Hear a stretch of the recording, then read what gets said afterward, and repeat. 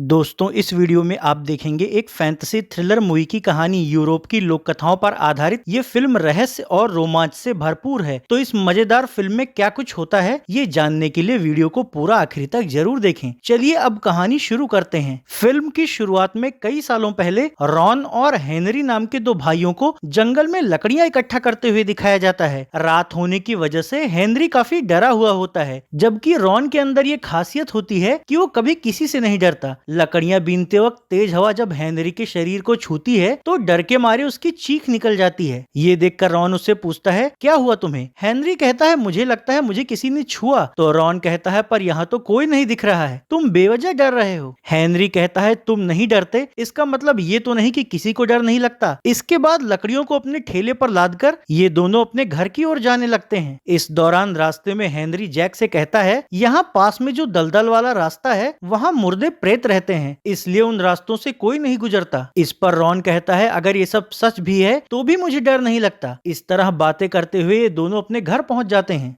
जहां कुम्हार का काम करने वाले उसके पिता उनसे कहते हैं, भगवान का शुक्र है तुम लोग उस शापित दलदली क्षेत्र के पास वाले जंगल से सुरक्षित वापस आ गए। तो हेनरी कहता है, मैं तो डरा हुआ था पिताजी, लेकिन हम उस दलदली क्षेत्र के करीब नहीं गए। हालांकि रॉन हमेशा की तरह बिल्कुल भी नहीं डरा। रॉन के पिता रॉन की निडरता की वजह से बहुत परेशान थे। वो उसे समझाते हुए कहते हैं, बेटे डरना भी जरूरी होता है, इससे इंसान सुरक्षित रहता है। अगर तुम कभी किसी बड़े खतरे से डरोगे नहीं तो फिर तुम खुद उस खतरे में पड़ जाओगे। रॉन कहता है, पता नहीं क्यों मुझे डर नहीं लगता, फिर भी अगर आप रोज मुझे यही सलाह देते हैं तो मैं डरना सीखने की कोशिश करूंगा। अगले सीन में पड़ोसी राज्य के राजा एंडरसन का शापित महल दिखाया जाता है। राजा के महल पर किसी शैतानी शक्ति का साया होता है, इसलिए पिछले कई सालों से वो अपना महल छोड़कर अपनी प्रजा के साथ एक मैदान में तंबू लगाकर रहते थे। वहाँ राजा की बेटी एलिजाबेथ अक्सर तीरंदाजी का अभ्यास किया करती है। रोज की तरह आज भी जब वो अभ्यास कर रही होती है तो तंबू के छत पर खड़े राजा एंडरसन उसे बुलाते हैं और कहते हैं, तुम ये पुरुषों की तरह परिधान पहनकर तीरंदाजी का अभ्यास बंद करो, लड़कियों की तरह कपड़े पहनना शुरू करो। अब तक मैंने तुम्हारी शादी कर दी होती, पर कई सालों पहले जब से हमारे महल पर शैतानी साया हुआ है, हमें अपनी प्रजा के साथ मजबूरी में यहाँ तंबू में रहना पड़ रहा है। हमारे उस महल में अकूत खजाने का भंडार है। मैंने सोचा था एक बार हमारा महल उन शैतानी आत्माओं के चंगुल से छूट जाए तो मैं धूमधाम से तुम्हारी शादी करूंगा, लेकिन इतने सालों में तमाम कोशिशों के बाद भी कोई उन प्रेत आत्माओं को वहाँ से नहीं भगा पाया। इसलिए अब मैं ये घोषणा करूंगा कि जो भी राजकुमार मेरे महल को खाली करवाएगा उसी से मैं तुम्हारी शादी कर दूंगा। एलिजाबेथ कहती है, इसका मतलब आप मेरा सौदा कर रहे हैं? राजा कहते हैं, नहीं, ये तुम्हारे लिए जरूरी है, मैं और ज्यादा इंतजार नहीं कर सकता। जल्दी ही कुछ राजकुमार इस काम के लिए यहाँ आने वाले हैं, इसलिए तुम कायदे के कपड़े पहनकर तैयार रहना। एलिजाबेथ को अपने पिता की ये बातें पसंद नहीं आती, इसलिए वो गुस्से में तंबू से बाहर आती है और अपने घोड़े पर सवार होकर जंगल की ओर घूमने निकल जाती है। राजा के सिपाही जब इस बात की सूचना राजा को देते हैं तो राजा कुछ सिपाहियों को उसके पीछे भेजते हैं। अगले सीन में जंगल में घूम रहे रॉन को दिखाया जाता है। इत्तेफाक से उसी जंगल में राजकुमारी भी आई हुई होती है, जो कि एक जगह बैठकर अपने पिता के नए फरमान के बारे में सोच रही होती है। जब रॉन जंगल में उस अनजान लड़की को देखता है तो उसकी ओर बढ़ने लगता है, लेकिन राजकुमारी ये बात भांप जाती है और उसे लुटेरा समझकर उसकी गर्दन पर चाकू रख देती है तथा उससे पूछती है, तुम कौन हो और मेरी ओर क्यों आ रहे थे? रॉन बिना डरे उनसे कहता है, मैं एक कुम्हार का लड़का हूँ, जंगल में अकेले आपको देखा तो आपके बारे में जानने के लिए आपके पास आ रहा था। राजकुमारी कहती है, मैं ये कैसे मान लूं कि तुम कुम्हार के लड़के हो? तो रॉन उसे अपने गले में पहना हुआ मिट्टी का बना शंख बजाकर दिखाता है। इससे राजकुमारी को उसकी बात पर भरोसा हो जाता है और वो रॉन से कहती है, मैंने तुम्हारे गर्दन पर चाकू रखा पर तुम्हारे चेहरे पर बिल्कुल भी डर नहीं दिखा। रॉन कहता है, हाँ, क्योंकि मैं किसी से नहीं डरता और मेरे घर वाले भी इस बात से परेशान रहते हैं। ये सुनकर राजकुमारी को हंसी आ जाती है। अब रॉन उनसे पूछता है, पर आप कौन हो? राजकुमारी कहती है, राजा एंडरसन की बेटी, मुझे तीरंदाजी और तलवारबाजी सब कुछ आता है, इसलिए तुम्हें मुझसे डरना चाहिए। रॉन कहता है, डर ही तो एक ऐसी भावना है जो मुझ में चाह कर भी नहीं आ पाती। उसकी इस बात से राजकुमारी काफी प्रभावित होती है। दोनों कुछ देर तक वहाँ बातें करते हैं और एक दूसरे के स्वभाव के बारे में जानकर एक दूसरे को पसंद करने लगते हैं। लेकिन अब तक राजकुमारी को ढूंढ रहे सैनिक भी जंगल तक आने लगते हैं, इसलिए उन्हें देखकर राजकुमारी वापस अपने आवास पर लौट जाती है। तो अब रॉन भी अपने घर लौट आता है और अपने पिता से कहता है, पिताजी मुझे एक राजकुमारी से प्यार हो गया है और मैं उससे शादी करना चाहता हूँ। ये सुनकर उसके पिता और भाई चौंक जाते हैं और उससे कहते हैं, तुम्हारा दिमाग खराब हो गया है क्या? वो राजकुमारी है और हम लोग कुम्हार, वो भला तुमसे शादी क्यों करेगी? तुम्हें जरा भी डर नहीं लगता क्या कि अगर राजा को ये सब पता चला तो तुम्हारे साथ क्या करेंगे? रॉन कहता है, नहीं, आप लोगों को तो पता है मुझे किसी भी बात से डर नहीं लगता। उसकी इस बात से उसके पिता चिंता में पड़ जाते हैं और कहते हैं, अगर तुम्हें जरा भी डर होता तो तुम सच में राजकुमारी के बारे में नहीं सोचते। उससे प्यार करना तो दूर की बात है, तुम्हारे अंदर डर का ना होना हम सबके लिए मुसीबत बन जाएगा। रॉन से ये सब कहने के बाद उसके पिता चर्च में जाते हैं और रॉन के इस स्वभाव के बारे में पादरी को बताते हुए कहते हैं, अब आप ही कुछ कीजिए, अगर वो किसी बात से डरेगा नहीं तो किसी दिन बहुत बड़ी मुसीबत में फंस जाएगा। पादरी थोड़ा लालची होता है, वो रॉन के बाप से कुछ सिक्के लेता है और कहता है, चिंता मत करिए, मैं सब कुछ ठीक कर दूंगा। इत्तेफाक से तभी रॉन भी वहां आ जाता है। पादरी उससे कहता है, मैंने सुना है तुम्हें किसी चीज से डर नहीं लगता। रॉन कहता है, हाँ। तो पादरी कहता है, अगर ऐसी बात है तो तुम ऊंचाई से भी नहीं डरते होगे। रॉन कहता है, नहीं डरता। तो पादरी कहता है, ठीक है, मैं तुम्हें एक काम सौंपता हूँ, तुम्हें चर्च के सबसे ऊंचे वाले टावर पे बैठना है और जब भी तुम कहीं कोई खतरा देखो तो रस्सी खींचकर चर्च की घंटी बजा देना। रॉन कहता है, ठीक है। तो इसके बाद वो चर्च के ऊपर वाले टावर पर जाकर बैठ जाता है। अगले सीन में राजा एंडरसन को दिखाया जाता है, जो सेवक से अपनी बेटी को एक नई ड्रेस दिलवाते हैं। इसे पहनकर तैयार हो जाओ, कुछ बहादुर राजकुमार तुम्हें देखने के लिए आने वाले हैं। उनमें से जो भी मेरे महल को उन रहस्यमयी प्रेतों से मुक्ति दिलाएगा उससे ही मैं तुम्हारी शादी कर दूंगा। हालांकि राजकुमारी इसके खिलाफ होती है। दूसरी ओर पादरी नर्क के शैतान की तरह कपड़े पहनकर मीनार के ऊपरी हिस्से में बैठे हुए रॉन को डराने के लिए जाता है। रॉन को लगता है शायद ये सच में कोई शैतान है, पर फिर भी वो बिल्कुल नहीं डरता और उल्टा पादरी को ही दौड़ा लेता है। इससे घबराकर पादरी सीढ़ी से गिर जाता है और उसके हाथ पैर टूट जाते हैं। फिर जब रॉन को ये पता लगता है कि वो पादरी ही था तो उसे पछतावा भी होता है और वो अपने पिता के पास जाकर उनसे कहता है, मेरे अंदर डर जगाने के लिए आपने ऐसा किया ना, मैं घर छोड़कर जा रहा हूँ। जब तक मुझ में डर नहीं आ जाता तब तक मैं वापस नहीं लौटूंगा। इस पर उसके पिता कहते हैं, ठीक है, जैसी तुम्हारी मर्जी, पर खुद को किसी खतरे में मत डाल लेना। तो अब रॉन अपना थैला लेकर घर से निकल पड़ता है। वो जंगल के रास्तों से गुजरते हुए खेतों के किनारे की झील के पास जाता है और वहां मौजूद एक नाविक से कहता है, क्या तुम अपनी नाव से मुझे झील की दूसरी तरफ पहुंचा सकते हो? नाविक कहता है, हाँ, इसके लिए एक तांबे का सिक्का लगेगा। तो रॉन उसे एक तांबे का सिक्का दे देता है। फिर जब नाविक उसे अपने नाव पर बिठाकर आगे बढ़ता है तो इस दौरान वो रॉन से कहता है, झील की दूसरी ओर तो शापित दलदल का क्षेत्र शुरू हो जाता है, फिर तुम उस तरफ क्यों जा रहे हो? क्या तुम्हें डर नहीं लगता? रॉन कहता है, नहीं, तभी तो मैं वहां जा रहा हूँ, क्योंकि मैं डर महसूस करना चाहता हूँ। नाविक कहता है, बड़े ही अजीब इंसान हो तुम। वहाँ मुर्दे प्रेत रहते हैं, वो किसी को भी नहीं छोड़ते। फिर भी अगर तुम वहाँ से बिना डरे वापस आ गए तो मैं तुम्हें तुम्हारा सिक्का वापस कर दूंगा। रॉन कहता है, ठीक है। थोड़ी देर बाद नाविक उसे झील की दूसरी तरफ पहुंचा देता है।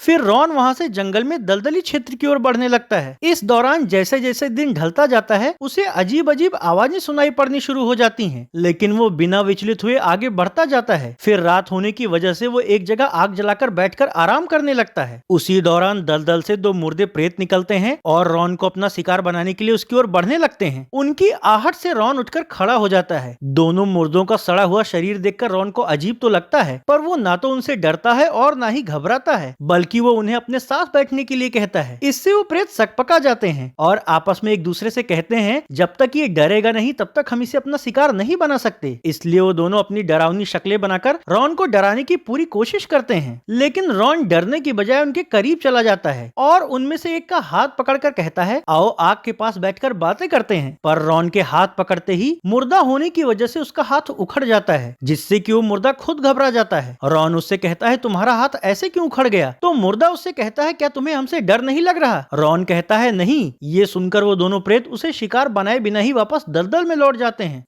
फिर सुबह होने पर रॉन मुर्दे का टूटा हुआ हाथ ले जाकर नाविक के नाव पर फेंकता है। इससे नाविक उठकर खड़ा हो जाता है। वो मुर्दे का हाथ और रॉन को जिंदा देखकर डर जाता है। रॉन उससे कहता है, मैं शर्त जीत गया हूँ। तो नाविक उसे उसका सिक्का लौटाते हुए कहता है, मैंने तुम्हारे जैसा लड़का आज तक नहीं देखा।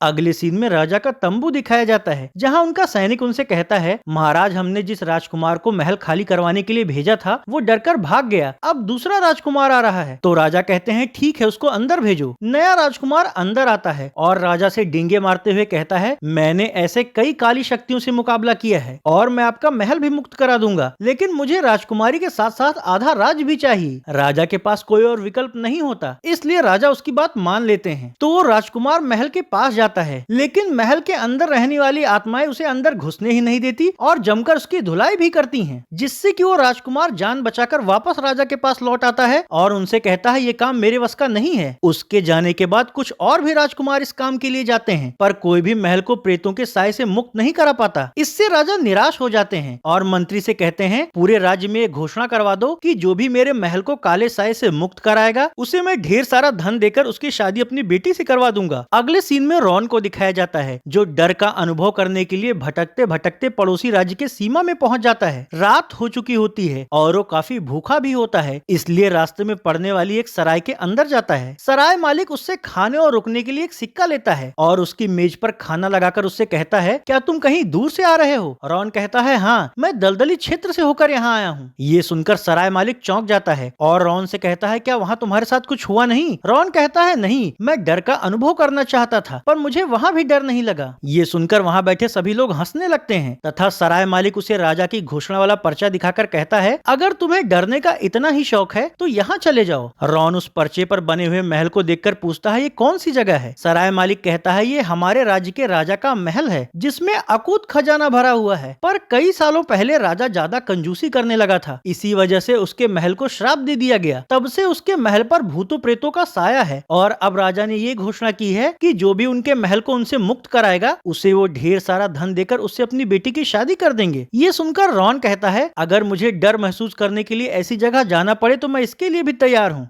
इसके बाद अगली सुबह वो राजा के तंबू में उनसे मिलने जाता है। वहाँ राजकुमारी एलिजाबेथ भी होती है। रॉन को देखकर वो बहुत खुश हो जाती है और पूछती है, तुम यहाँ क्यों आए हो? रॉन कहता है, मैंने राजा की घोषणा के बारे में सुना और क्योंकि मैं डर का अनुभव करना चाहता हूँ, इसलिए मैं उस महल में जाकर वहाँ से साए को भगाने की पूरी कोशिश करूंगा। एलिजाबेथ कहती है, नहीं, तुम वहाँ नहीं जाओगे, वो जगह बहुत खतरनाक है और ये कोई खेल नहीं है। लेकिन रॉन वहाँ जाने की जिद पर अड़ा हुआ होता है, इसलिए राजा उसे इसकी इजाजत दे देते हैं। तो अब रॉन जैसे ही तंबू से बाहर निकलता है, राजकुमारी भी उसके पीछे आती हैं और उससे कहती हैं, तुम्हारा दिमाग खराब हो गया है क्या? मैं तुम्हें वहां जाने से रोक रही थी क्योंकि वहां खतरा है और मैं तुम्हें पसंद करती हूँ। रॉन कहता है, मैं भी आपको पसंद करता हूँ और मेरा यकीन करो, मुझे कुछ नहीं होगा। मेरे लिए डर का अनुभव करना बहुत जरूरी है। राजकुमारी कहती है, अगर तुम इतनी जिद कर रहे हो तो फिर अपना ख्याल रखना। फिर वो उसे उसका मिट्टी वाला शंख वापस देते हुए कहती है, पिछली मुलाकात में ये मेरे पास ही रह गया था। तो रॉन कहता है, तुम इसे अपने पास रख सकती हो। इस पर एलिजाबेथ कहती है, मैंने सुना है मिट्टी के शंख से निकली ध्वनि नकारात्मक शक्तियों से लड़ने में मदद करती है, इसलिए तुम इसे अपने साथ ही ले जाओ। ये सुनकर रॉन वो शंख ले लेता है और राजा के शापित महल की ओर जाने के लिए निकल पड़ता है।